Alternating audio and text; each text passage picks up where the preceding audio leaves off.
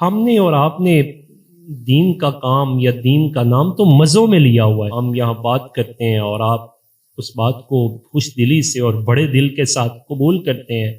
آپ کوئی بات کرتے ہیں، معاشرہ اس سے قبول کرتا ہے.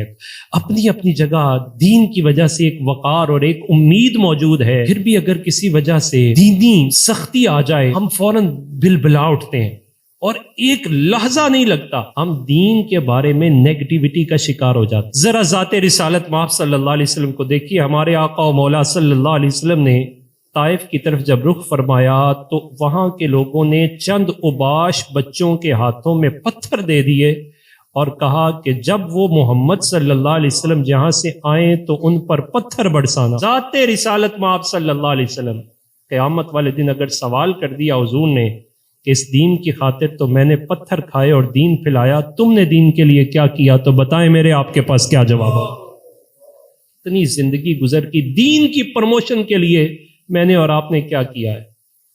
نماز پڑھ لی، روزہ رکھ لیا، یہ تو میری آپ کی ذمہ داری ہے. اس سے آگے بڑھ کر میں نے اور آپ نے کیا سوچا؟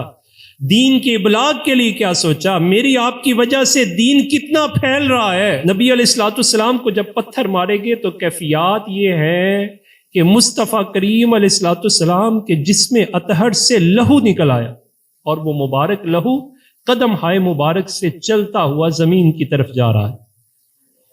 وہ پتھر مار مار کے تھک گئے اور چلے گئے. محدثین فرماتے راتوں کو جا کے سو گئے. وہ تو سو گئے لیکن اس نبی کی پازیٹیوٹی دیکھے کیا ہے. وہ مارنے والے سو گئے اور یہ مار کھانے والا جاگ رہا ہے. اللہ کی بارگاہ میں یہ عرض کرتے ہیں، پروردگار عالم کی بارگاہ میں دستے سوال دراز ہے، اور نبی علیہ الصلوۃ والسلام اللہ کی بارگاہ میں یہ عرض کرتے ربی حب لی امتی. حضور علیہ الصلوۃ والسلام اللہ کی بارگاہ میں عرض کرتے ہیں اللہم اہدی قومی فإنہ لا یعلمونی. اے اللہ میری قوم کو ہدایت دے دے، یہ مجھے جانتے نہیں ہیں. اتنا پازیٹیو رول، پازیٹیو کردار، مثبت انداز. اور اس موقع پر بھی نبی علیہ الصلوۃ والسلام نے امت کے اندر اپنی پازیٹیوٹی کا وہ رول جو ہے وہ پیش فرمایا. اور پھر اس کے ساتھ ہی متصلت گڈ ڈیڈز جو ہیں، خیر خواہی کا جو جذبہ ہے وہ نبی علیہ الصلوۃ والسلام کی ذات سے یک طرفہ ہے. ہمارے ہاں جو خیر خواہی ہے وہ بھی دو طرفہ ہوتی ہے. ہم تو کسی کو سلام کریں تو اس چکر میں ہوتے ہیں سن لے جواب دیا ہے کہ نہیں دیا. اگر یہ دو طرفہ ٹریفک چلنا شروع ہو جائے خیر خواہی کی تو یہ تو تجارت ہے. میں کسی کی شادی پہ جاؤں اور اسے 1000 روپیہ دوں اور بعد میں اپنی شادی کا کارڈ بھی لے کے چلا جاؤں اور دل میں یہ امید رکھوں ہم 2000 لینے میں، یہ کون سی خیر خواہی؟ یہ کیسی خیر خواہی کا جذبہ ہے؟ کسی کے ساتھ اگر میں بھلائی کروں تو دوسری دفعہ بھلائی کا دروازہ بند کر دیتا ہوں اس وجہ سے کہ میں نے تو بڑی نیکی کی تھی، اس نے کیا کیا ہے. اگر وہ دو طرفہ ہو جائے وہ تو تجارت ہے. اور پھر اگر اس میں ہم نفع چاہیں کہ 1000 کے بدلے میں 2000 ملے تو یہ تو نفع ہے اور سود کے ساتھ ہے. یہ تو بڑی خطرناک چیز ہے. نبی علیہ الصلوۃ والسلام نے جب خیر خواہی کے جذبوں کو بیدار فرمایا تو رسول اللہ صلی اللہ علیہ وسلم آپ نے خیر خواہی کو یک طرفہ رکھا. اسی وجہ سے وہ سیانوں نے بڑی چھوٹی سی بات کی. انہوں نے کہا نیکی اس لیے تو نہیں ہوتی کہ آپ اسے لوگوں سے ملٹیپلائی کرنا شروع کر دیں، نیکی کر دریا میں ڈال. یہ یک طرفہ خیر خواہی ہوتی یک طرفہ ہے. اگر وہ دو طرفہ ہو جائے تو وہ تجارت ہے. آئیے ذرا میں اور آپ، مطلب میں اگر اپنی بات کروں کہ میں آپ سے کوئی بات کر رہا ہوں اور میں یہ چاہوں کہ آپ مجھے داد دیں تو سمجھ لیں کہ میں نے اپنے دینی معاملے کو بھی دو طرفہ بنا دیا.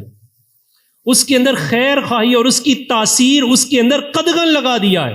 ہم نے اپنی چھوٹی چھوٹی خوشیوں کو داغدار کر دیا ہے خیر خواہی کے جذبے کو نکال کر.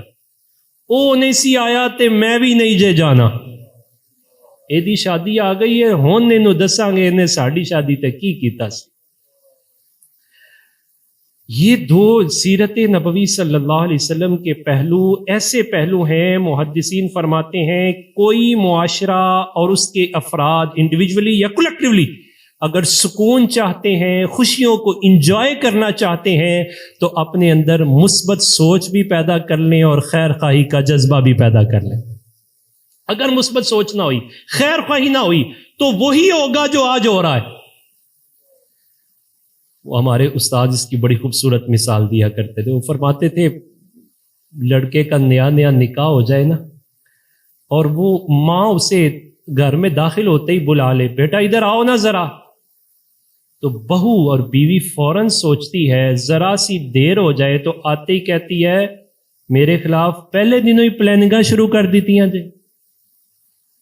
ارے بلی تو آج آئی، وہ اس کا بیٹا ہے، 25 سال اس کی گود میں پلا ہے، اس نے اپنا خون دے کے اسے پروان چڑھایا ہے، اور تو آج ہی اس کے بارے میں منفی سوچ۔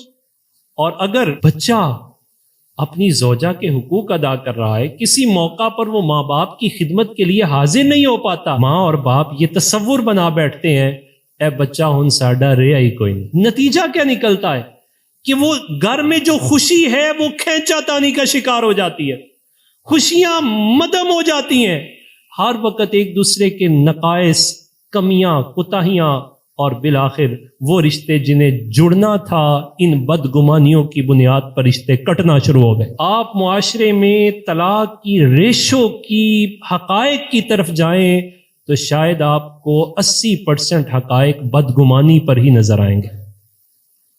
بدگمانی سے آگے چیز نہیں۔ اس پر نبی پاک صلی اللہ علیہ وسلم کا یہ فرمان سنیے اور پھر اپنے احوال کا تھوڑا سا جائزہ لیں۔ رسول اللہ صلی اللہ علیہ وسلم ارشاد فرماتے ہیں حسن الظن من حسن العبادہ، کہ یہ جو پازیٹیوٹی ہے نا، یہ بھی عبادت ہے، یہ بھی عبادت ہے پازیٹیوٹی۔ اور جب کسی معاشرے کے اندر یہ پازیٹیوٹی آتی ہے تو خیر کے دروازے یوں کھلتے ہیں، بڑے چھوٹوں کا ادب چھوٹے بڑوں کا ادب کرتے ہیں، حقوق بجا لانا شروع کر دیتے ہیں۔